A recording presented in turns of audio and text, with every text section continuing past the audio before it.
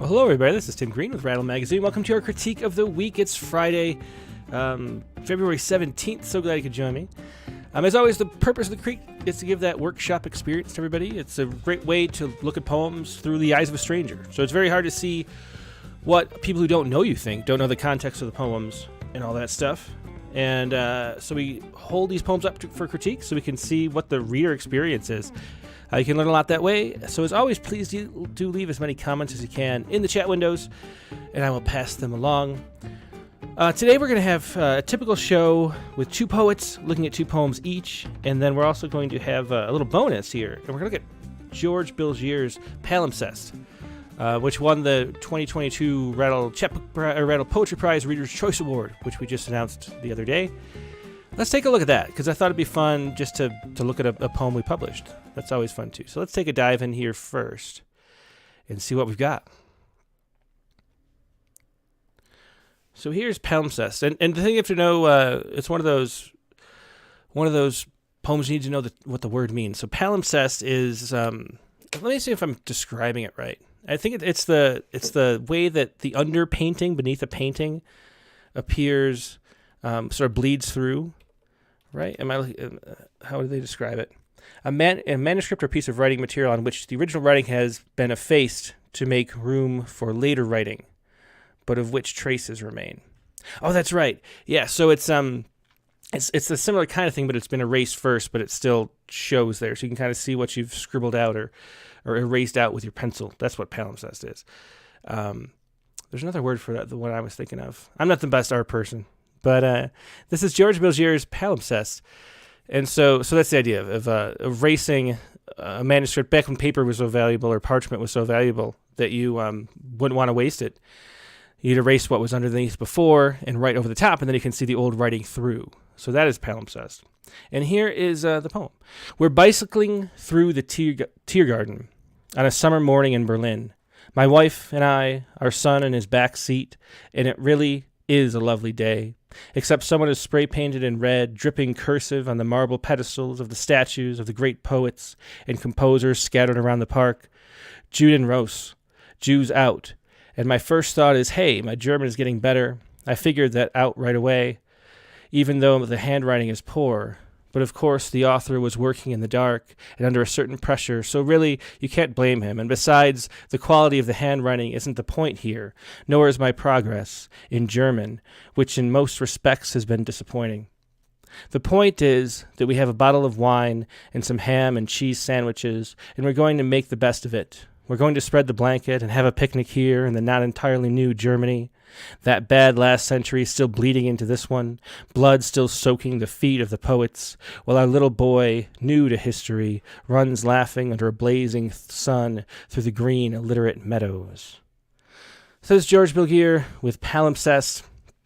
And, so we always talk about the different ways you can, title a poem, and this is one of the ways in which we're having a simple word describe it, but this is the extended metaphor throughout the whole piece. So it's and it's not a word, I got the definition wrong when I looked it up just a few seconds ago. It's not a super common word. And so it's a good title. It makes it interesting. So the title works to start with, I would say. And we're bicycling through the Tiergarten, so we get that sense. We don't know who the we're is yet. But then we get it here, my wife and I. So we really get a sense of the place and what's going on right away, and with specific details to the Tiergarten. So we're setting the scene in this mode of storytelling. On a summer morning in Berlin, my wife and I, our son in his back seat, and it really is a lovely day, except someone has spray-painted in red, dripping cursive on the marble pedestals of the statues of the great poets and composers scattered around the park. Juden raus, Jews out. And my first thought is, hey, my German is getting better. I figured that out right away.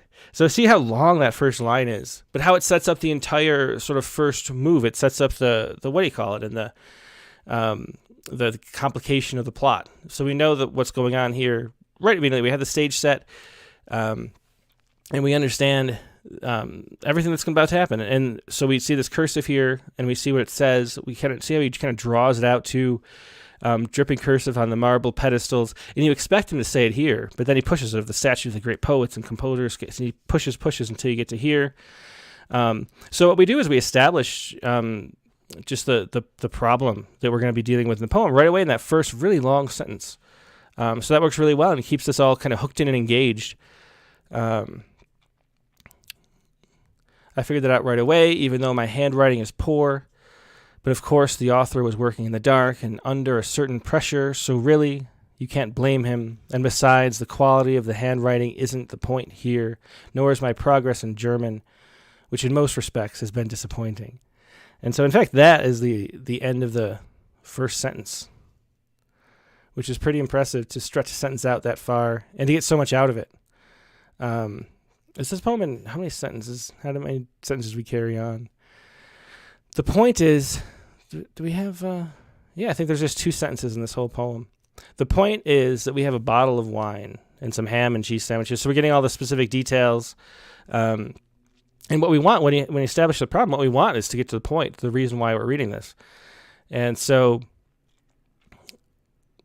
moving to the point and saying the point is, when we're kind of thinking that, what's the point, helps progress the poem here. So this is like the pivot, is that we have a bottle of wine and some ham and cheese sandwiches, and we're going to make the best of it. We're going to spread the blanket and have a picnic here in the not entirely new Germany, that bad last century. And then this is a real, if the poem just went, talked about this, then talked about it a little bit, and didn't include some really great lines at the end, it wouldn't work. It's the lines at the end here that sell it. So we have the central metaphor. The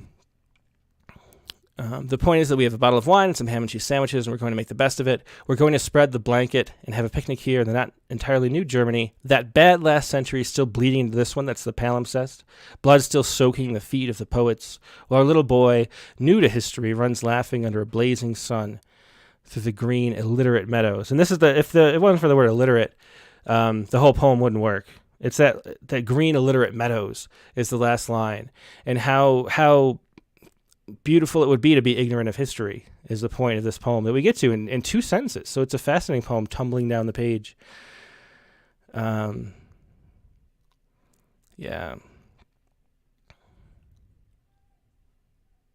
So let's see what everyone's saying. Yeah, it's the ending. So Karen Marker says, I love that ending. And yeah, I was thinking of pentimento at first. I get those 2 confused, always have. Once I understood the meaning of the Karen Marker says, once I understood the meaning of the title, it pulled the poem together. Yeah. Let's see.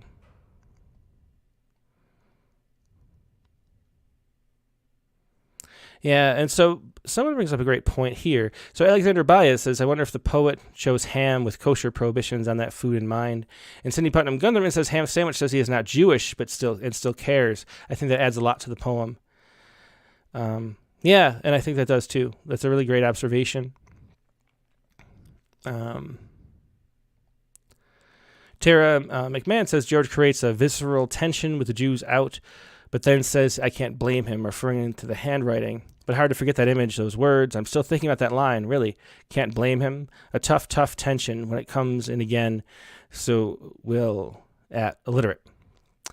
And that's the thing. So, so the first sentence sets up the problem in the poem, and then it's pushed even further with that. Where is it? But of course, let's see. It's right here. So really, you can't blame him. And besides, that's a very charged question or a statement. I mean, and how much irony is in that? How much sarcasm? A lot, for sure. Yeah. So anyway, that's just a look at this poem. It's really simple. It shows you how simple storytelling can work. Set the scene, have a problem happen, like just tell that story like you would in a novel writing class. It's a novel or a chapter of a novel where you have a problem that has to be resolved. So you set that up, set the scene, and then push the scene forward and give it a twist and pull out some meaning. It's a really simple poem, but it works really well because of the metaphor. The central metaphor, and that great last line. Okay, so let's look at some poems now. Not that wasn't a poem. And this, the first 2 we'll look at is by Marjorie Oliver.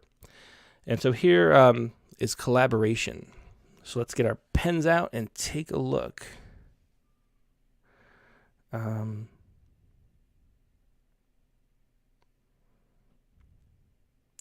yeah. Collaboration.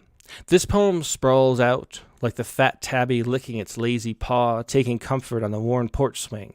The wood creaks, soft skittered rustlings, move through the branches of the old oak tree, and we move through metaphors, similes, rhythms, swinging themselves in the breeze, reds and blues, purples and magentas, rocking, rocking, rocking together.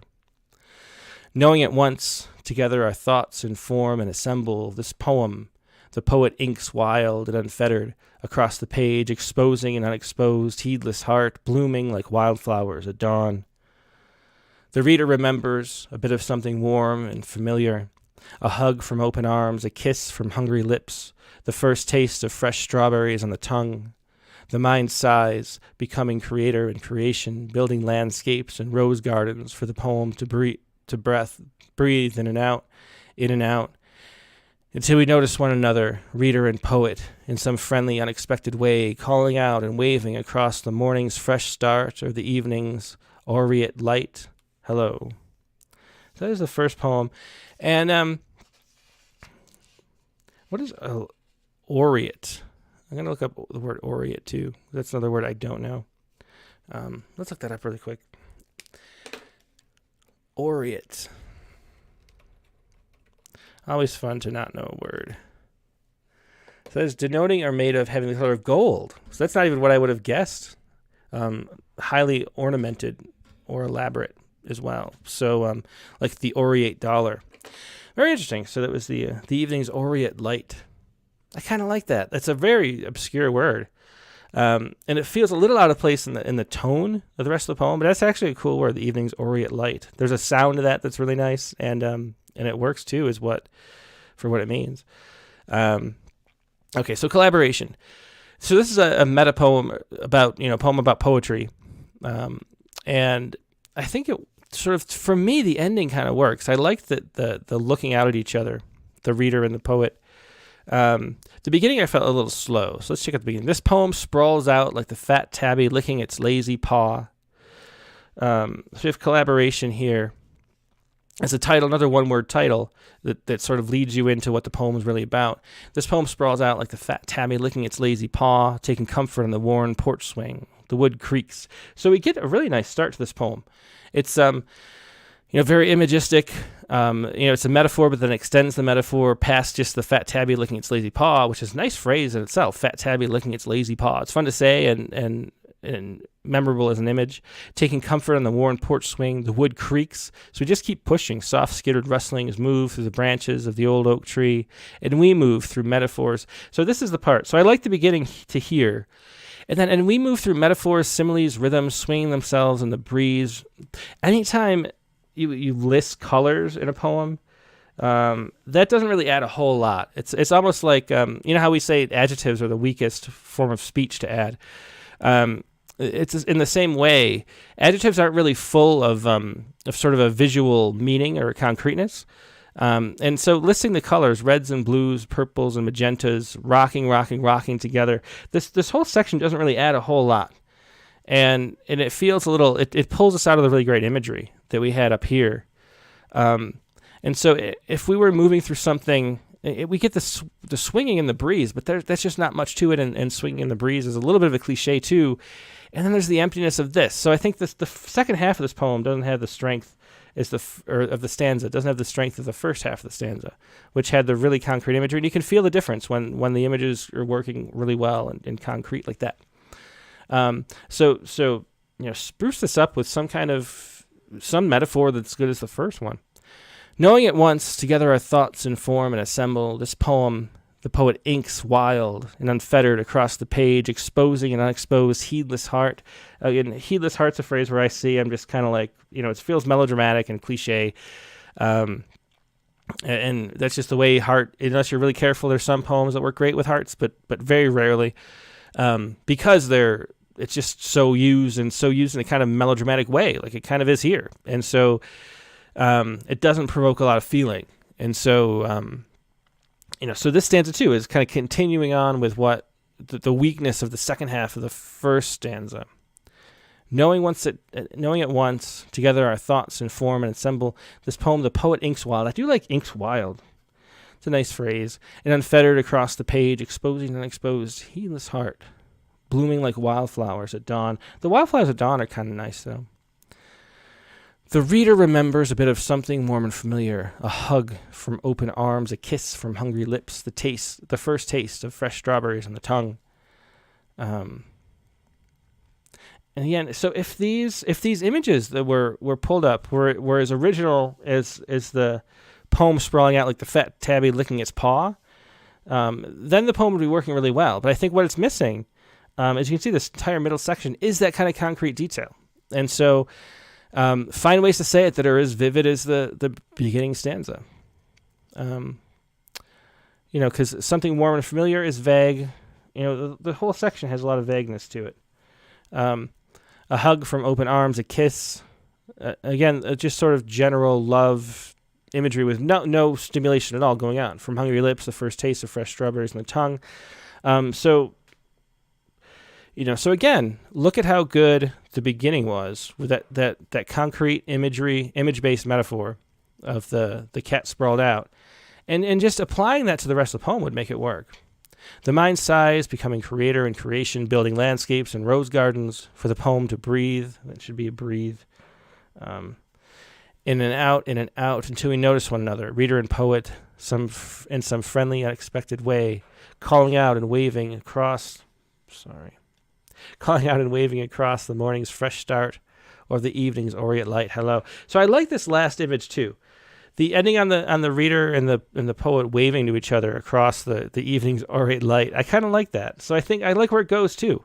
So it's just in that last image too of waving across the morning's fresh start or the evening's aureate light. That's a nice way to be, a nice phrase to use, and it feels, even though it's not extended, it feels more like the beginning section that was so strong. So anyway, those are my thoughts about the poem. And we could wonder, I'm sure people are asking about the tabs too, which I didn't have any trouble reading the poem in this shape. And I think that it adds, you ask what it does, it paces.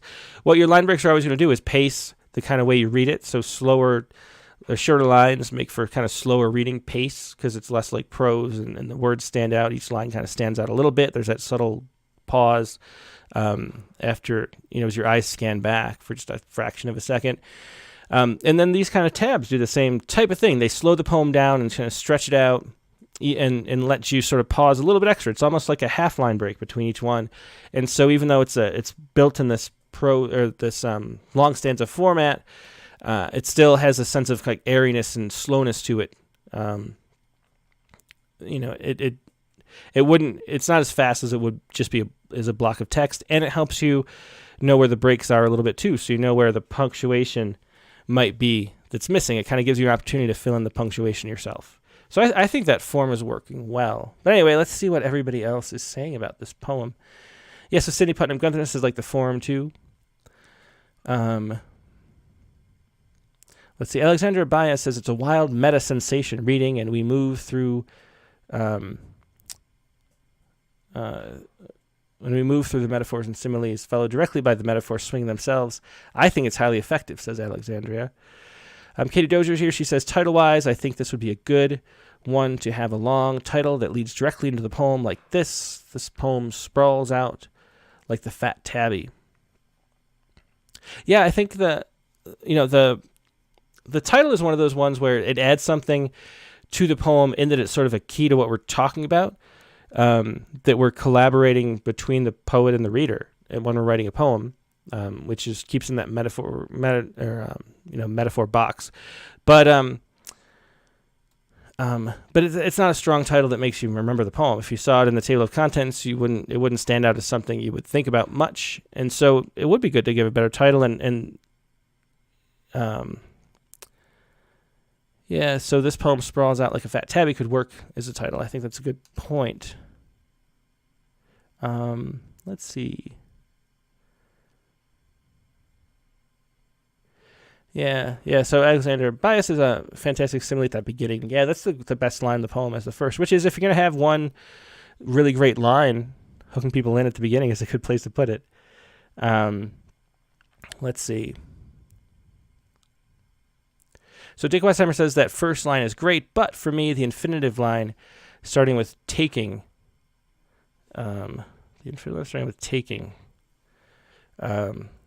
breaks that awesome rhythm of the first line. Oh, so this the second line here. This poem sprawls out like the fat tabby licking its paw, taking comfort in the warm porch swing. Yeah, so Dick Westerman said not so fond of the stutter spaces. It makes me read haltingly. And I think that's kind of what it does, though. It's supposed to make you read in a certain way. It's a little different than if it were, written out and then just having regular punctuation or whatever. It makes you sort of keep going. There's sort of an urgency to this format, but then there's also that slowing down and that stutteriness with the tabs there. And it's an effect. So I think, to me it works fine. Monica Dobo says, I feel there's a volta missing in this poem. Some kind of turn. And I think it seems to me when they turn to wave to each other, I think that's a bit of a change, like that we recognize one another. To me, it comes toward the end, but that is a sense of movement. So I think the poem worked on that level. Let's see. And James Lincoln says ending a poem with hello is kind of neat. And Deb T says, I think the form fits the content well. Yeah. Okay. Yeah, so I mean, to me, this poem just needs to be, as vivid as the beginning section. And if we can do that, we can pull up some meaning and interest and keep it sustained. Any other comments before we move on? Let's see. Yeah, so Nate Jacob likes the form too.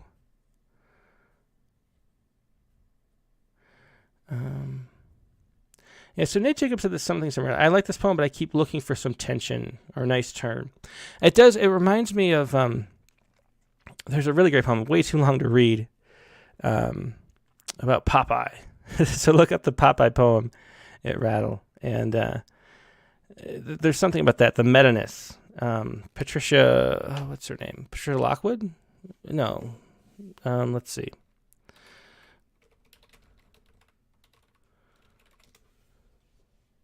Patricia Lockwood, that's right. And so this poem, I think this is one of the coolest poems that we've published, actually. Let's take a look at this really quickly. Here. This is, when we move away from here, you'll see a clean square of paper where this picture hung. And then it starts out, it's a prose poem in these prose paragraphs. But we go through like this. The oldest living cartoon character is the word Popeye. The cartoon character works this way. It is written so many times with minor variations that it appears to walk, to cast a shadow, to eat green leaves. Here are the known facts. His pants are not white, but they are empty. His face is not white, it is empty. His arms are not white, they are empty. When we say pants, face, arms, what we mean is where the ink ends and the rest of him begins, or the hymn that the ink contains. And so it goes on like this, explaining Popeye, the drawing Popeye kind of coming to life and kind of as its own character, the drawing itself, not Popeye, which is really strange. And so there's that meta poem thing going on. But you see how concrete and interesting those stanzas are. And so the key to this is just making those images concrete, because it really works. And this goes on for a long time. It's a really wonderful poem. I think we nominated it for a Pushcart Prize back in that year. And kind of like this poem too, it doesn't really have a turn. It just describes, and it keeps going and going. It describes Popeye, the cartoon character, in an interesting way. And then it ends, a long book. It's still like listing like facts. It's like facts about Popeye. A long book of him is called a brick, and a long book of him is called a doorstop. When it came time to put these pages in order, I laid them all out on the floor, creating the appearance of a city of rooftops seen from above, and Popeye, who lived there, had to climb each one, and lay on his back reading the myth of the book cover, and stood up like a writing tendon, and said, "Why did you leave the book open? Anyone could have walked in." And so, I mean, there's really no sense of turn in this poem either, but it's so creative that it keeps you drawn in and pulls you forward, and it stays interesting and concrete the whole way. So look at this maybe as a model for collaboration, Marjorie, and see how far you can push this concept, because Patricia Lockwood here pushes it so far. Okay, let's see. Go back to the poem.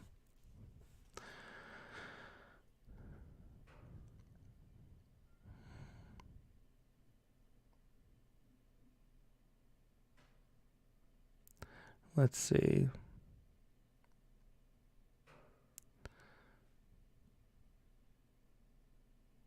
So Katie Dozier says about the turn, which we're talking about a lot in this poem. Katie says, the lack of a turn is part of why I don't like giving away the point in the title. Allowing for discovery gives a feeling of turn. And yeah, I guess that's true too. I mean, the turn to me, I said, was that very last line where the reader turns and kind of looks out at the poet and waves hello, which is a really interesting thing to put. And I feel like that's a turn, but maybe it feels less because it's so foreshadowed by collaboration there at the beginning. So maybe that's a thing that would be improved by the title change too. Let's see.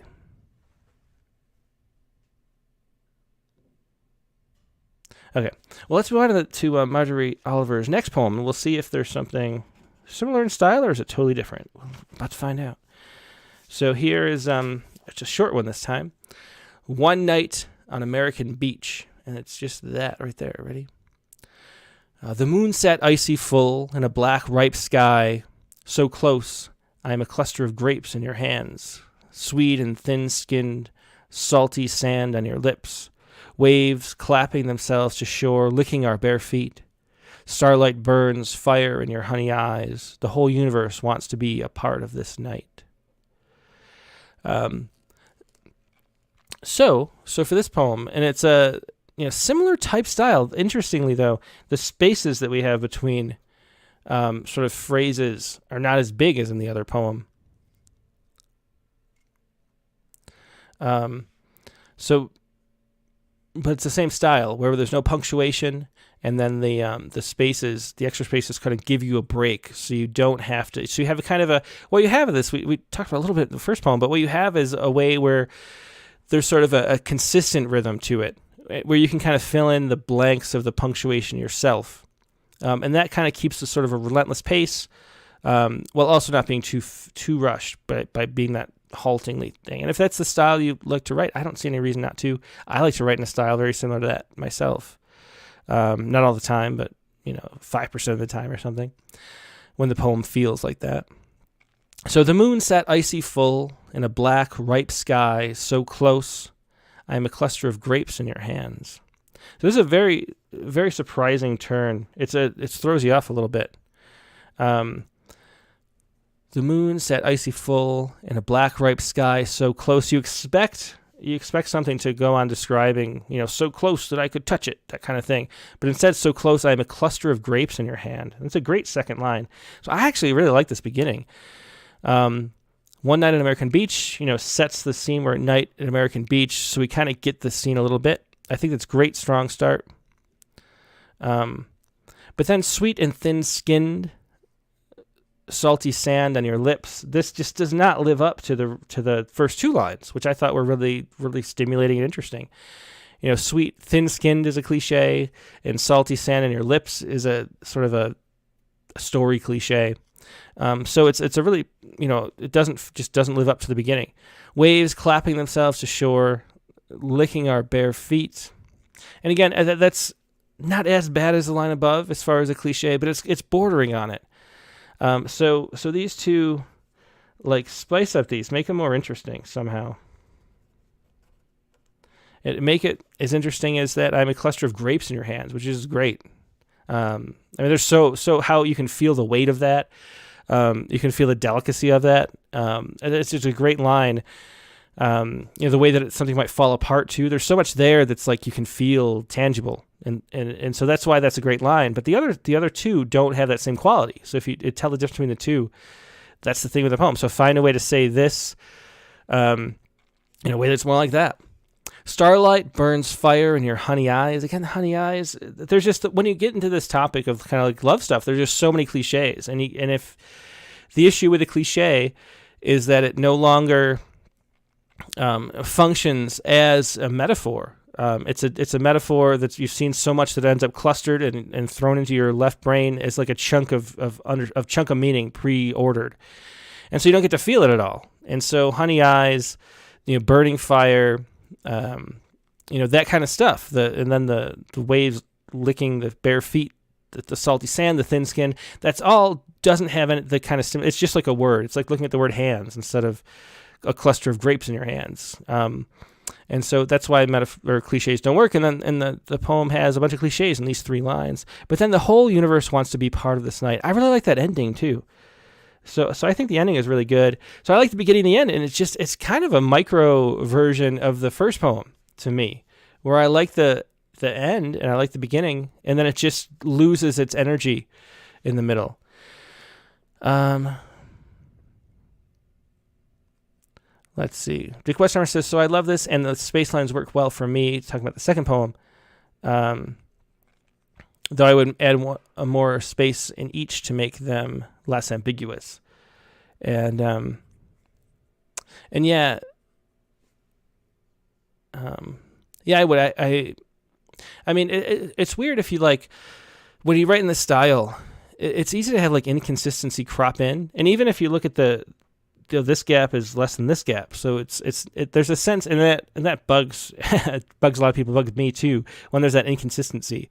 And so I think if I were writing this style, I would make sure that throughout the whole book, if it were coming out as a book, that those spaces would be the same every time, just so it doesn't distract you and sort of has the same kind of weight to it. So you're sort of training a reader to read yourself, to go back to the first poem, and so you want to teach them how to feel about the spaces too, and that's one thing. And having consistency really helps, because otherwise, if it's not consistent, the reader's looking for a reason for them to be a little shorter or not.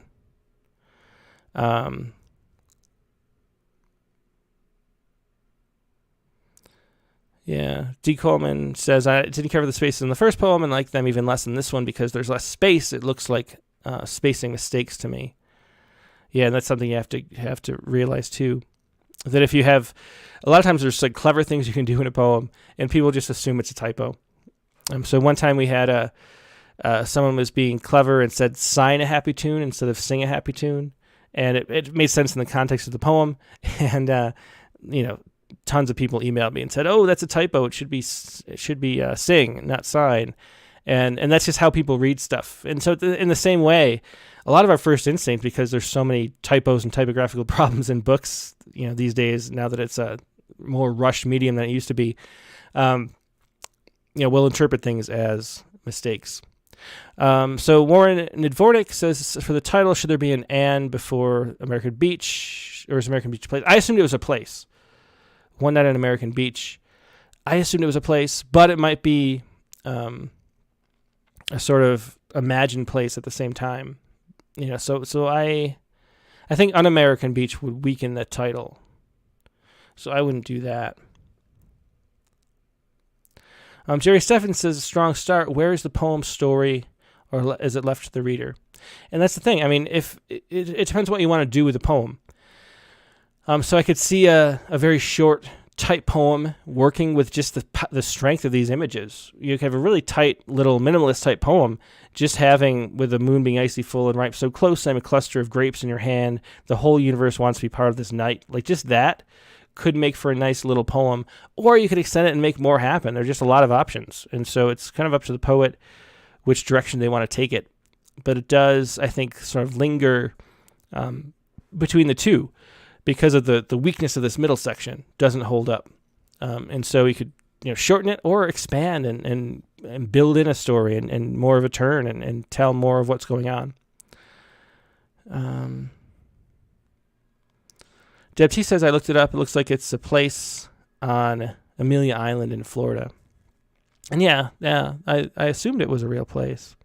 But the interesting thing is that it's because of the title. You can imagine it as a metaphor too, or not a metaphor, a piece of metonymy, where like the White House, where American Beach stands in for all of America.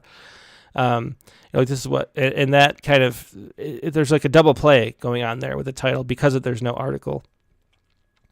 Let's see, any other comments?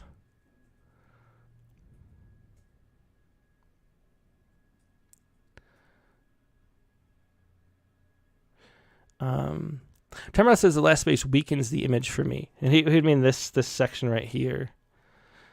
And I did want to, this is so long, I wonder why not break it there myself. Although with revisions, I think this would come up different anyway. So that's the thing. I think to me, it doesn't, like, there's a sense of sort of artificial drama of like being stilted in a line like that, which is maybe what you're picking up on, Tom, that it weakens it. But I think we're trained to read and not to put too much stock into the spaces already. And so I don't think it really does that for me. Let's see.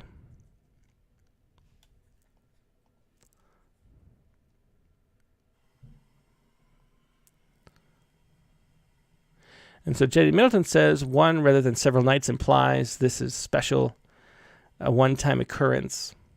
I'll have implications for the story. They do. It's one of those things where you're left, like Jerry said, you're left to sort of imagine what the story is with the way it's so small. Yeah. And Sarah Horn mentions the waves clapping. And yeah, I don't think waves clapping works either very well. I mean, I think we need more. If we're going to it's a poem that relies on images. If we're just putting out a few images and then making you sort of build a story around it.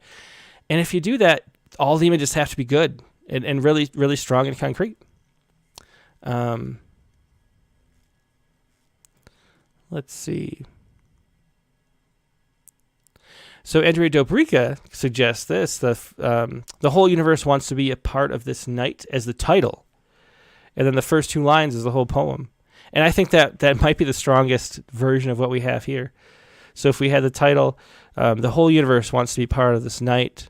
The moon sat icy full and a black ripe sky so close I'm a cluster of grapes in your hands. I think that would work great. We have, there's a poem from the Love Poems issue of Randall. Let me pull that up. Because it works in the same way, and it's a similar topic, too. This is Troy Jolimore's poem in our Love Poems issue, Tamara. And it's 4 lines and not 2. But it's very similar, where it relies on one image, and it's a strong enough image that carries the whole poem. I think that I'm a cluster of grapes in your hands is strong enough to do that if you wanted to have a super short micro poem. So let's look at this. This is Troy Jollimore. Tamara. Years after now, he'll remember the months he spent trying to unlock a lock of her hair, and how, when she kissed him, he felt like a poem being translated from one language into another. And so that one metaphor right there just carries the whole poem, and it's enough to make it a love poem and to make it interesting enough to be in Rattle. And so if you wanted to take a poem and make it that short and sort of epigrammatic, I think that would work really well because it's such a great metaphor that I'm a cluster of grapes in your hands. And that it's not explained, too. That it leaves so much to our... so much up to us. I guess one of the things I should have mentioned is the power of that in both these poems. That when it has a really good metaphor, it kind of leaves the interpretation up to us. And so it could say, I'm a cluster of grapes in your hands, delicate and blah, blah, blah, but it doesn't do that. It just lets the image stand alone. And then you add all the connotations and the sensory to it. And that makes it really strong too. So, yeah. So I think that could work as a tiny poem.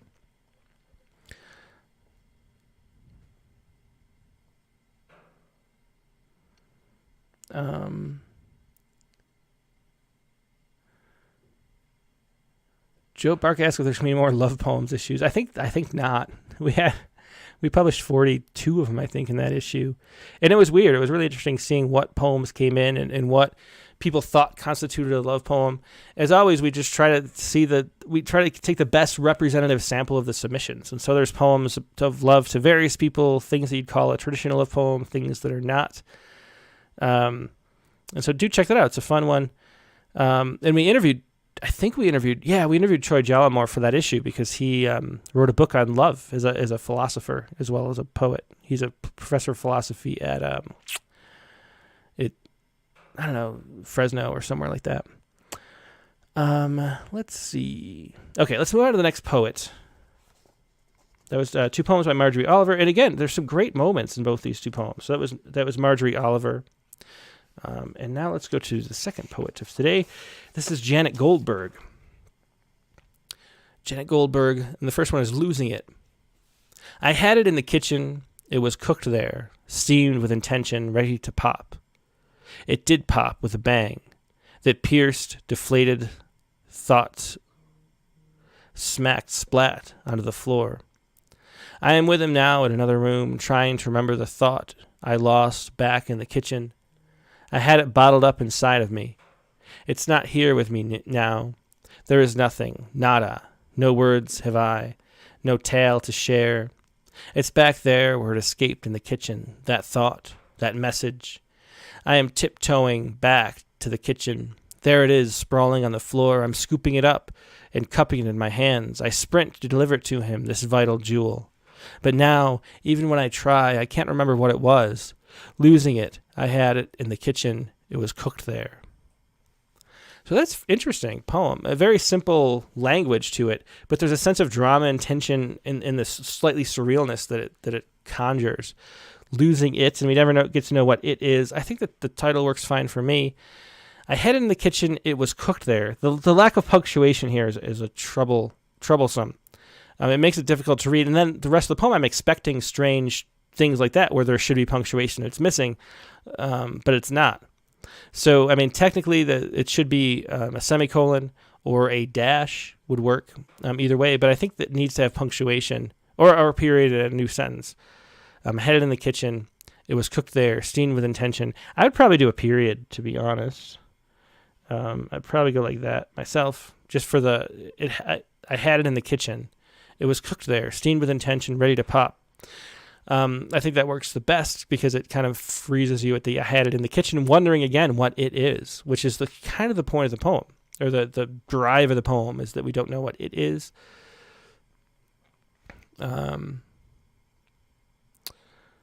Let's see. So I think that the opening works fine for me. It was cooked there, steamed with intention, ready to pop. And I think that's fine. The ready to pop is a bit of a cliche, but I'm willing to go there that far at least to see what comes next. I'm not like ugh. I'm just like, okay, let's see where it's going.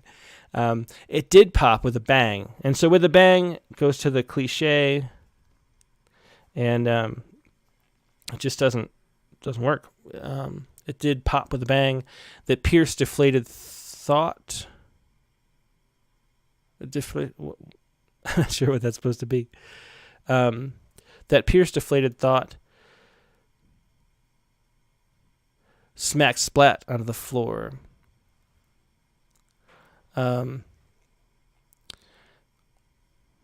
Yeah, so the pierced and deflated, the popping, I don't know, I think if they don't really hold up is very strong. I'm with him now. So we introduced the him here.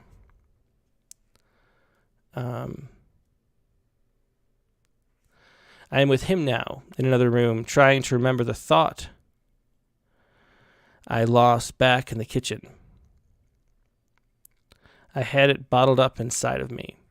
So that I had it bottled up inside of me, I sort of restore my interest here. Once we sort of reveal the it is a thought, I'm kind of more interested in the poem again.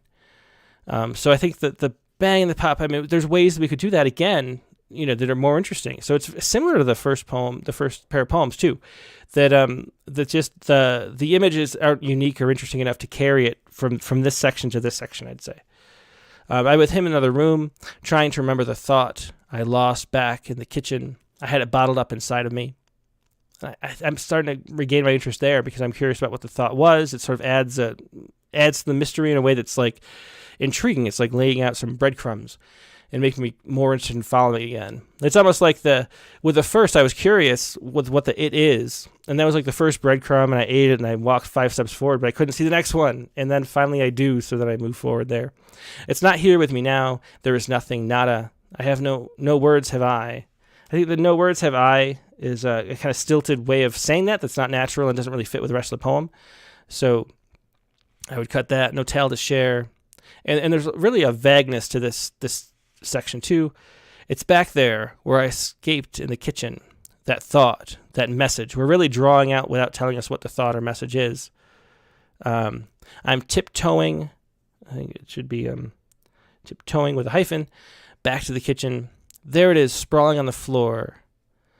I'm scooping it up and cupping it in my hand. I sprint to deliver it to him, this vital jewel. I think the vital jewel is similar, could be said better in a more interesting way. A vital jewel is a bit of a cliche, but now even when I try, I can't remember what it was. Losing it, I had it in the kitchen. It was cooked there. I do like the return to the beginning. And so this ends up being a kind of poem that leads me along for a while, wondering what it's going to tell me, but then doesn't really tell me much, other than I don't know what it is either.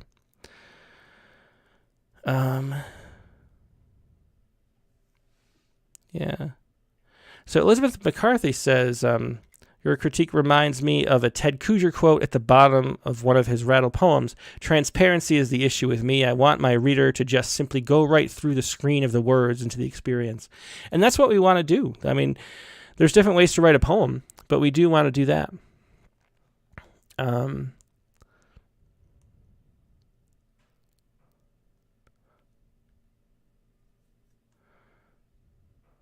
Yeah, so Andrew, so this one, I can't, is it supposed to be though or thought? Yeah, I mean, that's obviously a typo. I just couldn't figure out if it's supposed to be though or thought. So I couldn't read it.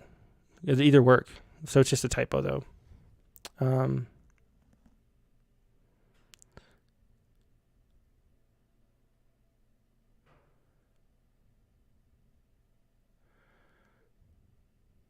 So John Atkins says, to me, it's at the start of Alzheimer's, old age, losing it. Yeah.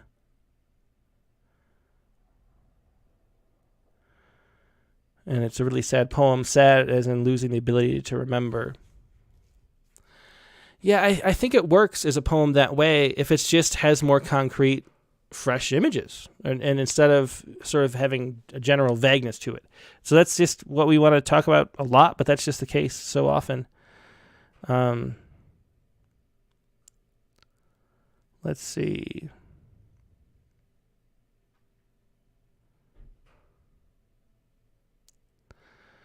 Alexander Baez says, I question the capitalization of losing it at the end of the poem. Yeah, I wondered about that, but didn't mention it. The it, I don't know if that's just a typo too. And also it doesn't have the punctuation either. So I don't understand it either. That might just be, that might have been pasted. This was pasted into the entry. That might have been, like you have the title of the poem in the header.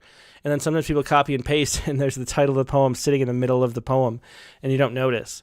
And so that's something to always look for, actually, is because you see it a lot in submissions. Is you're looking at the submission, and the title or the poet's name is just randomly in the middle of the poem like that. So I think that's what that is. But I think I like to turn back to the beginning at the end, though. Yeah, and so Joe Buck says, I'm intrigued, but I feel a bit let down. Yeah, and so the journey, so it ends up being a poem where we were wondering what it was, and that was interesting, and then how it deflated and what happened to it, and we're sort of expecting it to go somewhere, but then it really doesn't. And if it were a fresh enough, interesting set of images, like the, even the nails of the sheetrock missed her is a poem that we talk about a lot in Rattle, because it's so vivid and clear the way it goes, and that surrealness. If it's vivid enough, then it could hold our attention just doing that and still be interesting and memorable. So if you keep the images really strong throughout the poem, it can work that way. Otherwise, it ends up, you need to do some more storytelling and make something interesting happen. And you can't just sort of sit on the story as we have it here. It sort of goes in one direction.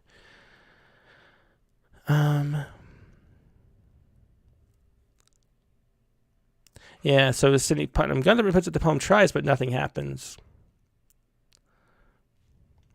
Yeah. And then losing it, so Alexander Bias points out that losing it is also, crazy or upset, and not just losing memory. And so, yeah, it is. It's losing it. It's like losing everything, losing my mind, at the same time as it's losing something in particular, because they're talking about it having been in the kitchen. So there's a double entendre there.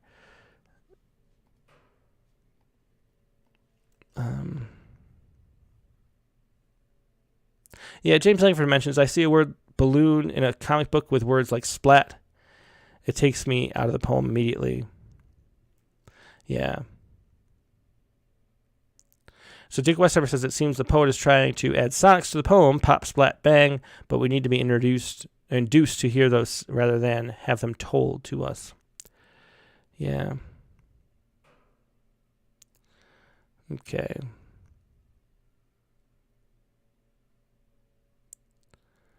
Okay, so let's take a look at the last one. I think that's all we have to say about losing it. Either turn it into more of a story and see where you can push it, or make the images vivid and pull it. We have the same advice for all three poems so far, really. Either take the best and condense, or make it more of a story and expand. Let's see. The next poem, again, these are poems by Janet Goldberg. It's not the tuna. It's not the tuna. I'm walking to Vaughn's to buy some tuna, but who am I kidding? I'm walking to Vaughn's to walk, just to walk. Why to Vaughn's? Why tuna? Does everything I do have purpose? And who am I asking anyway? Not me, I hope. I have no answers. I pray to the trees that bother to bend my way. They're the ones with secrets. Sweep your secrets into the wind, I pray. I'll turn to catch them with open face and open mouth and open eyes. Fill me up with luscious. And I know luscious. It's vanilla ice cream dripping from a cone onto my tongue.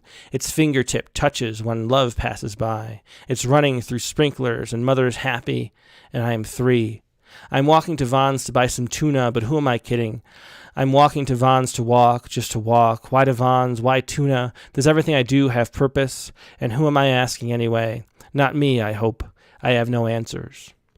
It's not the tuna. And again, this is a poem by Janet Goldberg. I'm walking to Vaughn's to buy some tuna, but who am I kidding? I think the conversational tone of this works for me, like kind of a Bukowski-like, just short conversational stuff, or Mather Schneider for a more recent poet that comes to mind, just telling it straight, write like you talk, which is a principle that from Jack Rape's method writing workshops, write like you talk. And so that is engaging. Like that kind of authentic human speech is always engaging. So if you're going to write in the style, it draws you in immediately. And I think that works. I'm walking to Vaughn's to buy some tuna, but who am I kidding? That who am I kidding makes it feel colloquial and like you're actually being spoken to, which is we're tuned to hear stories that people tell us. And so that actually works really effectively. I'm walking to Vaughn's to walk, just to walk. Why to Vaughn's? Why tuna? Does everything I do have purpose? So we get this little reverie, wondering about purpose, internal monologue type thing. And I think it works up to here. And who am I asking anyway? Not me, I hope. I have no answers. And so I think it depends on where the poem goes, I guess. But I think the internal monologue lasts too long for me, and I start to get a little bored. I pray to the trees that bother to bend my way. I think that's such a great line. I pray to the trees that bother to bend my way. There's great music in the line itself, and then a really interesting image too. And so that works really well. They're the ones with secrets. Sweep your secrets into the wind, I pray. I think the I pray feels like it's rhyming with way too much. And doesn't feel natural. And we have this colloquial tone where we're just having a casual conversation in the poem. And so something that doesn't feel like this speaker would say that should be cut. And I think that doesn't feel natural to the voice that we've established so far. I'll turn to catch them with open face and open mouth and open eyes. Fill me up. And so I think it worked here, but then fill me up with lusciousness is that kind of melodramish, cliche-ish type language. It's just really flat. And so do more with that, or just cut it, and stick to the images and the things that are working well. and I know lusciousness. It's vanilla ice cream dripping from a cone onto my tongue. And so we get this, now we get a list. And if you do a list, the lists have to be really interesting because you're not getting a lot of syntactic cues, and there's not a lot of wordplay in that way. And so you're forced to have like just the images listed out. It's a list, right? And so they have to be really interesting. Vanilla ice cream dripping from a cone onto my tongue is a bit of a cliche. It's fingertip touches when love passes. I kind of like that. It's running through sprinklers and mother's happy and I am 3. And that just, again, that's just a generic kind of thing to talk about.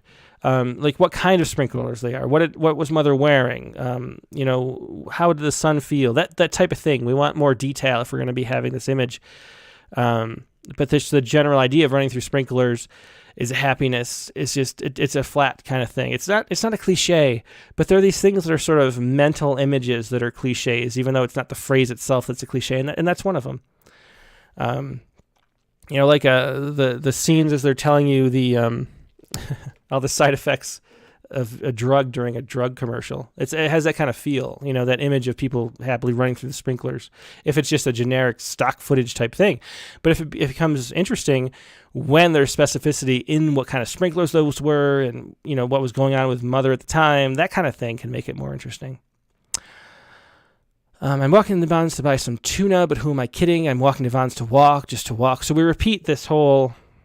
The last stanza repeats the first, I think exactly, right? I mean, not me, I hope I have no answers. Not me, I hope I have no answers. So yeah, so it repeats the last stanza. And where I like the last 2 lines repeating in the first poem by Janet, here I just, I don't think the poem, like enough has happened in the poem to justify having to go back, first of all. And second of all, it's too long to be doing that with, because once you know that sort of 3 lines in, what they're just repeating the first stanza, then you're sort of bored because you already know what's coming. And so I think this is a move that doesn't tend to work as an ending. Maybe if you repeated just the 2, like that's enough to sort of bring it full circle if you've gone on a journey. But I don't know if we've gone on a journey enough. So I think what you want to look for when you're writing a poem is places that your imagination leaps to in the process of writing. And so it's really great to start with something like I'm going to buy some tuna, and then let your mind wander a little bit and let the writing sort of take over, and the language speaking to itself, I think, is one of Dick Westheimer's friends' quotes, maybe. But to let that start to happen, and then you get something interesting popping out, which is I pray to the trees that bother to bend my way. And that could be like, that's like the leap into a new poem. What is it like for the trees to bother to bend my way? And like, why would they? There's just so much that opens up with that image. And that's almost like this is like a runway that you didn't need to fly. And so you could cut all that and just really dig into this. I pray to the trees that bother to bend my way. You could start it like a list. I pray to the this. I pray to the this. You could do that way, but there's something really magical in sort of that creative space, that flow. You can feel the flow in that line, that flow of creativity where the order and chaos are working in perfect harmony.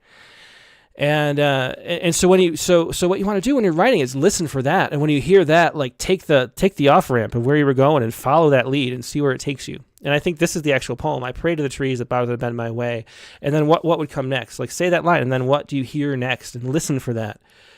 And I think that's where to go with this poem. I think that's the heart. But similarly, not with language, you can do the same thing where you're starting off with a runway, walking to Vons, I don't know what's going on, blah, blah, blah. You're sort of spinning your wheels. And then you get to the line here, which is running through the sprinklers and mother's happy and I'm 3. So we could get to a memory like that and then launch into interrogating that memory. Like running through the sprinklers, my mother is happy, and I'm 3, but it's the only time she was happy because blah, blah, blah. And then you can just push the poem forward into that. So what you want to do is look, as you're writing, look where the poem propels you, and then feel free to take those paths. And I think this poem, didn't really take either of the two options. It had sort of two doors it could enter, and it took neither and continued, and then just repeated the first stanza again. So I think this feels like it's sort of the behind the scenes footage for like the thing you wanted to get to, which is, to me, it's that I prayed to the trees that bother to bend my way. I really like that line. So I would dig into that as the real nugget of beauty and creative energy that came from this writing time.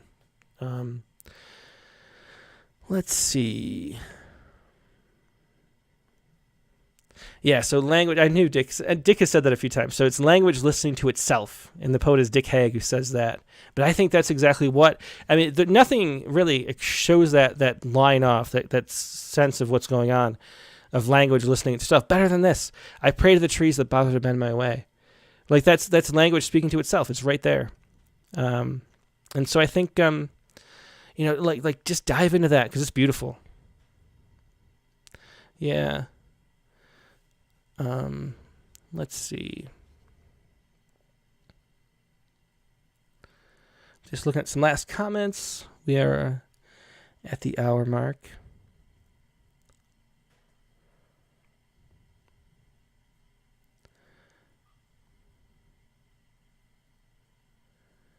That's a good point. So Tara Meslick McMahon mentions, what's your thoughts about a proper noun like Vaughn's used so often?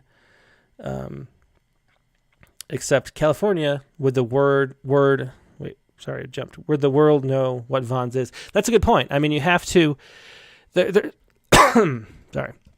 There's different ways of